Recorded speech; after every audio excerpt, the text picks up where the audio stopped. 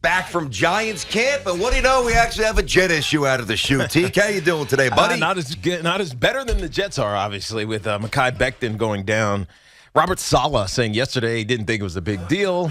Paraphrasing, using my own words to kind of parse what he was saying, but it actually is a big deal because it looks like now that Mekhi Becton may be done for a significant part, if not the entirety of the season. Now, that all could change pending the testing that's going on today. But, I mean, what a big blow for the New York Jets. We hit this briefly yesterday. We're over at Giants camp, so we didn't really dig into it because we didn't have a ton of information. But it's not looking good for Mekhi Becton, and that's a bad thing for this Jets team. Well, I mean, obviously not looking good for Becton, but how bad is it for the Jets team? I'm serious. Like, how bad? To me, and it's funny because with Matt Carpenter out, we'll do some obviously, Yanks and Mets later, but Carpenter, if you missed it last night, fouled the ball off his foot, and he's out for a while, broke a bone. I mean, Matt Carpenter has done more for the Yankees than, we can laugh all we want, but it's true, than Mekhi Becton's done for the Jets. So what are they going to miss exactly? Well, I'm trying to be callous here, but what has he done for the Jets? So the production that you're talking about, that's what have you done for me? Really lately? That's all that matters. He played one game, not even. He played a quarter of a game last year, and then he missed the entirety of the season. So there isn't a ton that you could say you're missing from the New York Jets, but there is a missed opportunity from this past offseason that the Jets didn't address, and that is the offensive line. Now, remember, BT, you brought this up. I think I had heard this as well. There were some, I won't say within, but I'll say around. I said within. I definitely said within. But we don't necessarily know, so we'll say. No. I found out within. So within, yes. and also outside of the Jets organization, who were saying before the draft that they believed that Mekhi Becton would never play another snap for the New York Jets. Correct. Right? So that was some of the intel leading up to the start of this season and really the draft. And so given the opportunity, with that thought permeating the walls of whatever this called over there, I don't know what it is, in Florham, I don't know what their facility is called, in Florham Park, shouldn't they have addressed this situation with Mekhi Becton in the draft? Now, I know they got some great players. Forget really good. I mean, they got great players. Garrett Wilson, I love from Ohio State. I think their Sauce Gardner was fantastic. Jermaine Johnson. People had him going top 10 out of Florida State. Needs, by the way, who too. They moved up and got. I mean, but when you have a young quarterback, Zach Wilson, who you heard on the Boomer and Geo this morning, and if you missed it, go check it out on the free Odyssey app. That's a pretty good interview. Get that plug in there, with Boomer and Geo. But if you have a young quarterback, like Zach Wilson, and you can't protect him, much like last season, and he's scrambling around, he's under pressure, you end up failing in totality because without being able to develop a young quarterback, you're never going to have success, ever. And so they could have addressed the offensive line. They didn't. And I know that everybody loves Sauce. He's been fantastic in camp so far. And hell, he was fantastic in minicamp. Like the first little OTA thing that they had when the rookies came in. He was great. So he lived up to the billing of being, this high draft pick. However, it might have turned out to be irresponsible given that they thought that Mekhi Becton might never play again. Yeah. And we now have come to the unfortunate situation where he could be done for the year. See, that we can't dispute. Listen, he's probably done. But to me, this is a complete referendum on Joe Douglas and obviously Zach Wilson. Joe Douglas was hired on June of 19. All right, he's had and I like Joe, and I think Joe had a great draft. I'm really pumped for the season. He had a great offseason. Forget draft. True. He had a great everything. Yep. Free agency was solid as well. I think he spread his money well. Didn't go for the home runs, hit a couple doubles, maybe a triple, no doubt. Yep. Multiple draft cycles, multiple free agent cycles. So if the season, and to me this is really important, because I saw this on social media all night. If the season's derailed because of a right tackle who used to be a left tackle, who had very little conviction within the building, that he'd even take a snap this year, who a month ago was 400 pounds, you got bigger issues. And let me tell you something else. If Zach Wilson is not able to take a monster step forward because of Becton's absence, then Zach Wilson's not the guy. Because the wide receiver room is better. The tight end room is exponentially better. the running back room is as interesting as it's been since Sean Green, LT. I mean, Thomas Jones was also for sure good. the first one. Yep, Thomas Jones, no doubt. The defensive line has 7 viable bodies. The secondary is totally revamped. Listen, I get it. There was a part of me, I'm like, woof, man. If Becton's healthy and he's mauling people and he's destroying people, now it could hit a new level. But don't tell me the season's over because Mekhi Becton's not playing in all probability. I don't see it that way. Well, so first of all, George Fant, who's now playing left tackle, he's a good player. He's not a staple long-term solution at left tackle for you. He's 30 years old, so he's still relatively young. You have Laken Tomlinson. So why isn't he a staple? His PFF grade was phenomenal. Oh, it was phenomenal. But, I mean, I don't know. I mean, there's a reason. Well, then what are we saying he's not a staple for? He's young, and he graded out very well. Yeah, but then you got to pay him, and then you got to keep him. And my point is George Fant wasn't who the Jets thought they were getting as a franchise left tackle. They thought it was Mekhi Becton. Mm-hmm. So George Fant, he's a really good player. I'm not saying he's an elite player. He may have played great last season at right tackle, and actually played both last season because he came over. Correct. When Mekhi Becton got hurt. Laken Tomlinson, I love, free agent from San Francisco. He's slotted in at left guard. Elijah Vera-Tucker, fantastic. Yeah. Connor McGovern. So what are we worried about? You're going to sign Dwayne Brown? What's the problem? You're worried if Zach Wilson still has pressure. This is an all-new offensive line, right? These guys have never played together, right? And so it might work out fantastic, or it might not.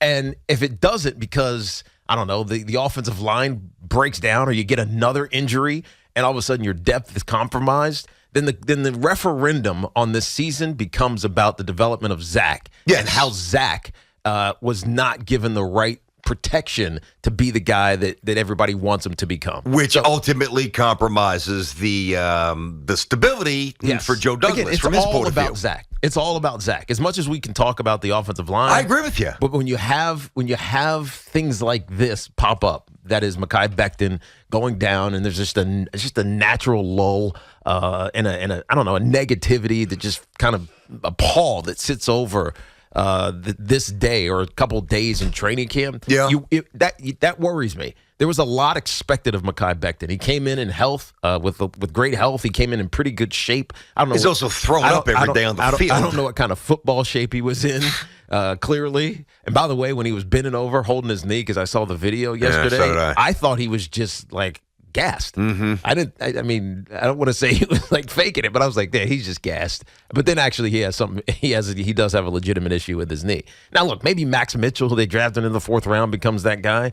But again, it's a negativity that typifies what seems to always happen with this Jets team. Yeah, but that's what I'm so tired of hearing. I can't stand that mentality. It's such a loser way of thinking. Stop. Good. Maybe they overcome it. I hope they overcome it. But it's just a bad sign to start the season with. 877-337-6666. Tiki and Tierney on the Fan inside of our Town Fair Tire studio. Our friends at Town Fair remind you that you always get the guaranteed lowest price on name brand tires from Connecticut to Maine.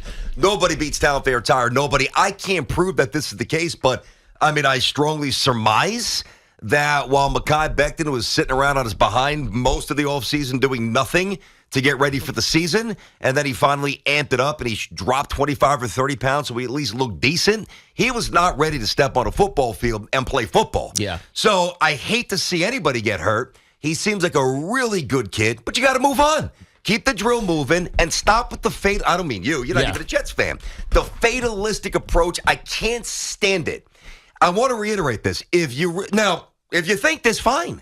But if you think that the Jets season is derailed because of some overweight, underachieving former left tackle who was moved to right tackle, who probably isn't going to play this year, well, then the Jets were going nowhere anyway this year. And you got to look around the division. Have you been taking notes on what's happening with the Pats? Of course. They can't even get a snap-off with Matt Patricia running the offense. He's now the OC. I don't even know if that's his exact title, but he's running the offense. Patriots' offenses looked horrendous. Josh Allen's a beast. The Bills are incredibly gifted, but I want to see him without Dable. And I can see all these little these flick bombs in shorts, in 95-degree heat with 2 and a Tyreek Hill. Let me see if he can do it when it matters. I am really bullish on the Jets. And while it sucks, It's football, and other teams have been dealt dealt and handed, I think, more harsh blows. He's really been non-consequential to their existence. But then why make a big deal about it? I'm not. But I'm the one who's trying to reel everybody in. But it's not a big deal. This whole offseason has been about the health of Mekhi Becton. It really not for me. It hasn't been the I don't know how good a shape is he in? What role is he going to play? Are we going to see him anymore with this team? And unfortunately, it looks like the answer is going to be no. Yeah. And so I'm not saying it's derailing the Jets season, but I am saying it's kind of just typical of things that happen with the Jets. You have this massive man, because he is a massive human being. He's huge. And looked good for a few games. But then ultimately, he's fallen to the point where if he doesn't come back, I mean, he's a bust. And if he's out for the season, he's gone. It's a physical bust, which is, I guess, a little bit more, palatable than a guy who just can't do it, right? Like, if you a little more understandable. Yeah, but right. You did know his body type coming out of Louisville. That's right. And you passed up other guys who were doing pretty well. Yeah, there was a lot of them. I mean, listen, here's the thing. If coming from a guy who watched every snap of the Jets a year ago, like I do every year, right?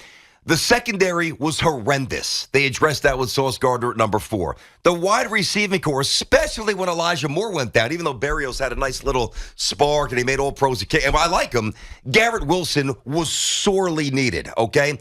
And the Jets have not had a real legitimate pass rush since John Abraham and Big Cat Sean Ellis. They drafted Johnson 26th overall. Yeah. I don't know. I don't float like a little candy wrapper in the wind. I don't vacillate that. I'm not saying I never vacillate. I'm not vacillating that quickly. I mean, I really believe that this Jets team, top to bottom, has as much talent as they've had in 10 years. No, that's true. And I'm sorry, some lazy, overweight right tackle doesn't destroy the season. Yeah, that's how I feel. Yeah, but as a Jets fan, what I believe. I understand that, but I just doesn't it feel like sometimes you want all the good things to happen for this team? Because I feel you. The momentum seems seemingly there. But it's all on paper. Okay. And until, Thursday, who are they playing on Thursday? I don't know who their first preseason game is. The Eagles. Until Thursday, and you actually see it, then and Zach looks good, or I don't know, whoever else. They're going to play 2 series, exactly. they said, just Brees about Hall, 1 or 2 series. Brees Hall balls a little bit, and C.J. Uzomah, catches 4 passes. Conklin's probably going to catch those passes. Yeah, probably. He's looked great with Zach. But whoever it is, I got you. Until that happens, yeah, sure. All we're talking about is what we're seeing on paper. I hear you. I'm not saying this team's going to the playoff, but I'm saying, let's not overreact here. Listen, this is all about Zach. If Zach takes a big jump, the GM looks good, the Jets win games, trajectory, boom, the course is set. If Zach Wilson doesn't look good, the Jets are cooked. Period. No, right. There's no middle ground. No, there's not. There's because not. Without him performing, it doesn't matter how good Corey Davis turns out to be. Even though I see him as a second tier guy. So do I. As a player. No, I'm not touting Corey Davis. Elijah Moore's evolution, or Garrett Wilson as a rookie. Even though I heard Zach this morning talking about he's swimming a little bit, but he's a great athlete. Mm-hmm. He does amazing things with and as a wide receiver. So all of that stuff matters until Zach Wilson doesn't figure it out. And so if Zach Wilson can figure it out, then the Jets will be fine. You can have a horrible offensive line. I mean, the Chiefs had a terrible offensive line. They made it to the Super Bowl a couple of years ago. Now, they addressed it right away because they don't want their franchise quarterback getting the crap beat out of them. Yep. My only issue is that this feels like stuff that only happens to the Jets. Oh, listen. Right? You draft a kid. He's supposed to be a stud. He's supposed to be your franchise left tackle. Now, all of a sudden, he's playing right tackle. He's out of shape. People didn't expect him to be anything, and now he's playing right tackle and he's gone for the season. It sucks for a Jet fan because you. I don't know. I'm fine today. You expected you expected all good things to happen, and it's just not happening. I think I'm a pretty fervent Jets fan. I seem pretty unrattled. I'm fine. So you don't care as a Jets fan. I don't want to say I don't care because that's callous, and that's certainly not my nature for a young man who. Probably at the end of the day may have just lost $60-70 million. I mean, I'm not in the business of seeing multiple generations, penalized for whatever, bad luck or not being fully professionally or invested in your. No, I'm not that guy. But I can't wait for the season. Now, if there's a few other guys on the roster, that's a different tone. I didn't look at him. I don't know, man. I said the other day pertaining to the Mets, right? I said, and I messing around. I said, put this on a bumper sticker. I said, it doesn't change until it actually changes, okay? And you can have all the trumpets blaring for Diaz and the again, which, by the way, is such an awesome entrance, and it's just getting bigger and bigger. You know, they showed again resilient. They're not messing around with the Reds. They come out, bang, 2-run bomb, Marte, handling house money well. After the Yankees series, I think when they go play the Cubbies, they responded well after that. After this Braves series, boom, they'll probably sweep the Reds or at least take 2. But until it changes, it hasn't changed. And I say the same thing about the Jets.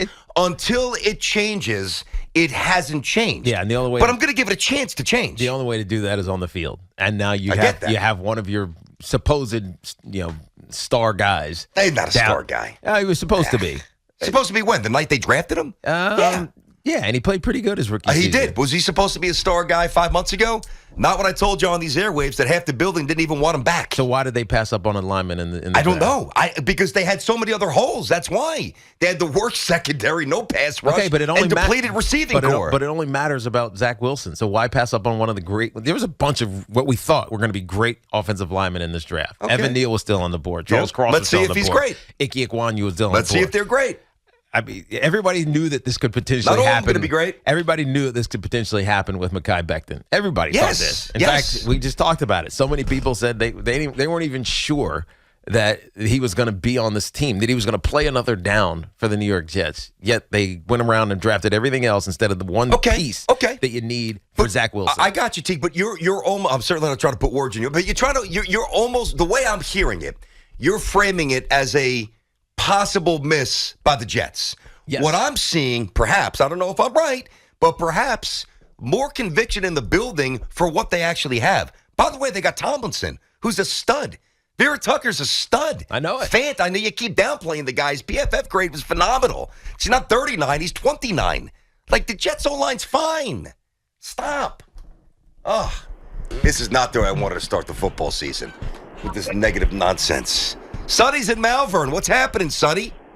Hey, BT, Tiki, how you doing? We're good. What's up, Sonny? What's up, Sonny? Not much. Not in Malvern, actually. I'm about an hour away from South Carolina, driving my daughter down to college, freshman year. Nice. Good luck to her. Bring $70,000 with you. You'll need it. Yeah, well, thank God she got a scholarship, so you cut that in half. Love it. Nice. Love it. But it's still a lot. Yeah, I agree with you about the Becton thing. Listen, I think whether he got hurt or not, I think the season falls on, obviously, Zach Wilson. Same with the Giants. I mean, both these quarterbacks have big question marks. They both had great drafts.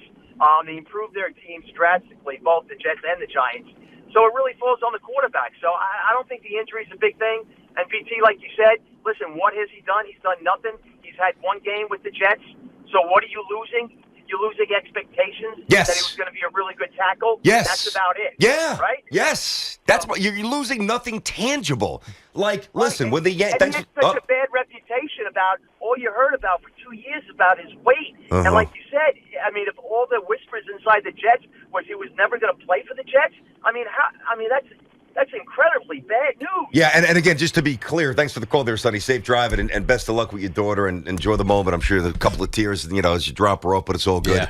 Yeah. Great accomplishment as a mom and a dad. But I think that I want to make sure that everybody knows where I didn't say everybody in the building. When I told you 5 months ago that there was a conviction within the building by some people who never thought or who thought he would never play another snap again for the Jets. Yeah. And whether it's half or 30%, however you want to, I don't even know the exact number, but I know that it certainly permeated the building on some level. If that was the thought, how the hell can you be inconsolable? I mean, like, you can't. Like, if you think about this. You take Giancarlo Stanton out of the Yankee lineup, tangible absence. No doubt. Because he was playing and he was meshing. Becton wasn't playing.